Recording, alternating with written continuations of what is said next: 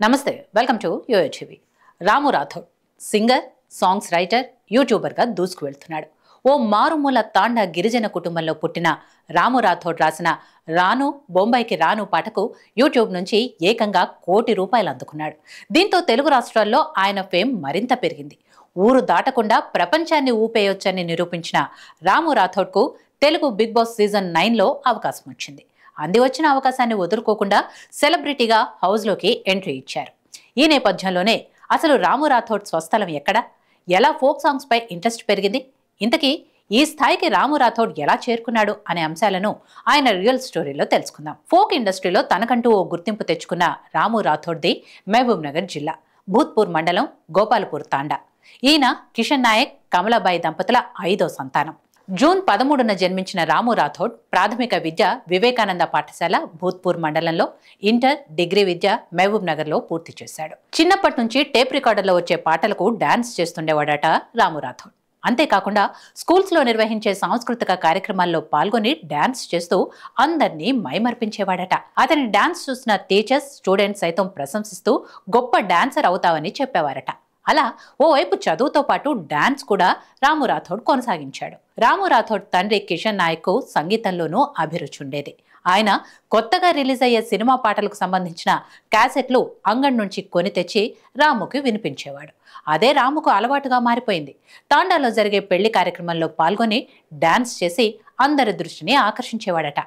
ప్రజాకవి గోరటి వెంకన్న మాటలకు ఆకర్షితులైన రాము అతని స్ఫూర్తితో రచయిత, గాయకుడిగా మారాడు. తెలంగాణ ఉద్యమంలో గద్దర్ పాటల్లో, నృత్యాలతో ఎన్నో వేదికలు పంచుకున్న రాము అందరినీ ఆకట్టుకున్నాడు. ముందు డాన్సర్గా ఉన్న రాము ఆ తర్వాత సింగర్గా మారాడు. కోరస్లు పాడే స్థాయి నుంచి డైరెక్ట్గా సాంగ్ పాడే వరకు వచ్చేశాడు. ఇక లాక్డౌన్ సమయంలో సొంతంగా పాటలు రాయటం కూడా అలవాటు చేసుకున్నాడు. ప్రముఖ జానపద గాయకుడు రాము రాథోడ్ పాడిన పాటలకు మంచి ఆదరణ లభిస్తోంది. ఇతను ఇటీవల పాడిన పాట రాను ముంబైకి రాను పాట ఇటీవల యూట్యూబ్లో సంచలనం సృష్టించింది. ఈ పాట ఫోక్ ఇండస్ట్రీనే షేక్ చేసింది. ఈ పాటను ఒకసారి విన్న ప్రజలు మళ్లీ వినేందుకు ఇష్టపడుతున్నారు. ఈ పాటకు మంచి ఆదరణ లభించడంతో పాటు గాయకుడు రాము రాథోడ్ నేషనల్ వైడ్ గా గుర్తింపు తెచ్చుకున్నాడు. అత్యధిక వ్యూస్ తో ఈ పాట దూసుకువెళ్తుంది. సొమ్మసిల్లిపోతున్నావే ఓ చిన్ని రాములమ్మ పాటను కూడా రాము రాథోడ్ రచించి స్వయానా పాడారు. 2022లో రిలీజ్ అయిన ఈ పాట 29 కోట్లకు పైగా వ్యూస్ వచ్చాయి. అందుకే ఈ పాటను మజాకా సినిమాలో రీక్రియేట్ కూడా చేశారు. రాను ముంబైకి రాను, సొమ్మసిల్లిపోతున్నవే ఓ చిన్న రాములమ్మ పార్ట్ 1, సొమ్మసిల్లిపోతున్నవే ఓ చిన్న రాములమ్మ పార్ట్ 2, వెళ్ళిపోకే సక్కని సీతమ్మ, మా టాంగన ఘోగరా పాటలు రాముకి మంచి గుర్తింపు తెచ్చిపెట్టాయి. ఇప్పటి వరకు రాము 50 పాటలు చేశాడు. కానీ గుర్తింపు వచ్చింది మాత్రం రాను ముంబైకి రాను సాంగ్లోనే అని చెప్పాలి.